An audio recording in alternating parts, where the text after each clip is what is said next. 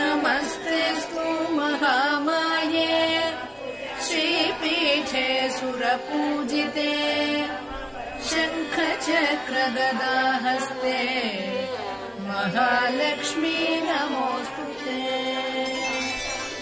नमस्ते गरुडारूढे दोलासुरभयङ्करी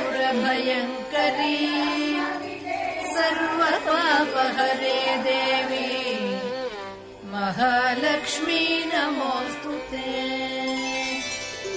सर्वज्ञे सर्ववरदे सर्वदुष्टभयङ्करी सर्वदुःखहरे देवी महालक्ष्मी नमोऽस्तुते।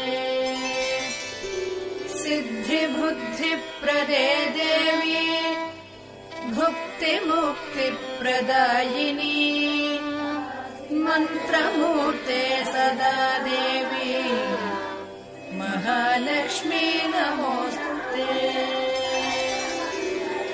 आद्यन्तरहिते देवी आदिशक्ति महेश्वरी योगज्ञे योगसम्भूते महालक्ष्मी नमोऽस्तुते।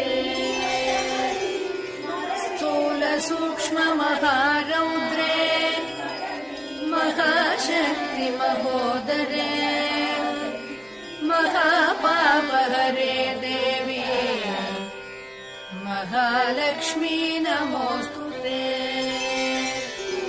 पद्मासनस्थिते देवी परब्रह्मस्वरूपिणी परमेशि जगन्मातः महालक्ष्मी नमोऽस्तुते।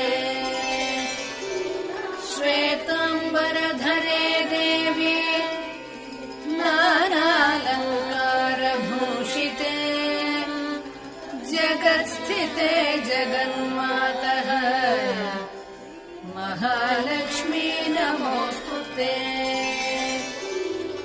महालक्ष्मीष्ट